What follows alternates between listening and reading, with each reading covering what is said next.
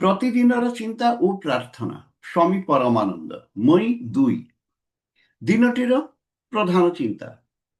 ଦୀନତା ହେଉଛି ଜୀବନର ଅମୂଲ୍ୟ ଅଳଙ୍କାର, ତୁମେ ଏହାକୁ ପିନ୍ଧିପାର।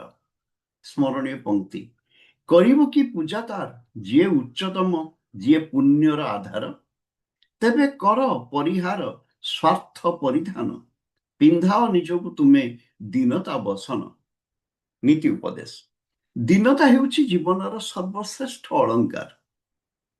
ଯଦି ତୁମେ ନିତାନ୍ତ ଦୀନ ଭାବେ ଭଗବାନଙ୍କ ହାତରେ ନିଜର ହାତକୁ ଛାଡ଼ି ଦିଅ, ତେବେ କେହି ତୁମକୁ ଭଗବାନଙ୍କର ଆଶ୍ରୟଚ୍ୟୁତ କରିପାରିବେ ନାହିଁ।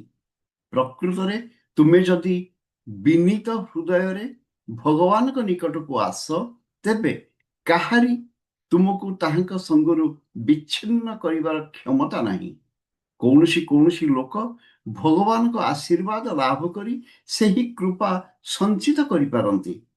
ତାହାର କାରଣ ସେ ନିରହଙ୍କାର ଏବଂ ତାଙ୍କର କୃପା ରକ୍ଷା କରିବାର ଯୋଗ୍ୟତା ଅଛି।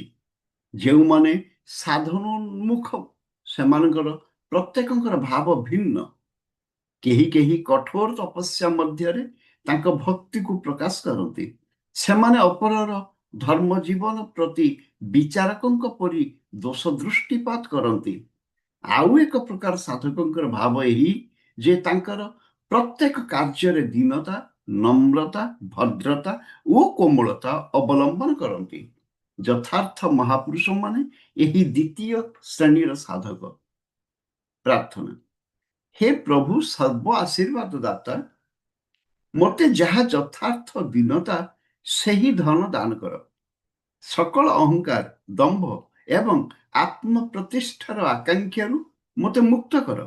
ଏ ହୃଦୟକୁ ଏପରି ଦୀନତାରେ ଭରି ଦିଅ, ମୁଁ ଯେପରି ନିରହଙ୍କାର ଓ ସରଳ ହୋଇ ସକଳ କାର୍ଯ୍ୟ କରିପାରିବି। ମୋର ଏହି ମନ ଯେପରି ତୁମର ବିରାଟ ମହିମା ଚିନ୍ତାରେ ମଗ୍ନ ହେବ ଏବଂ ତୁମ ସଙ୍ଗେ ଅଭିନ୍ନତା ଅନୁଭବ କରିବି।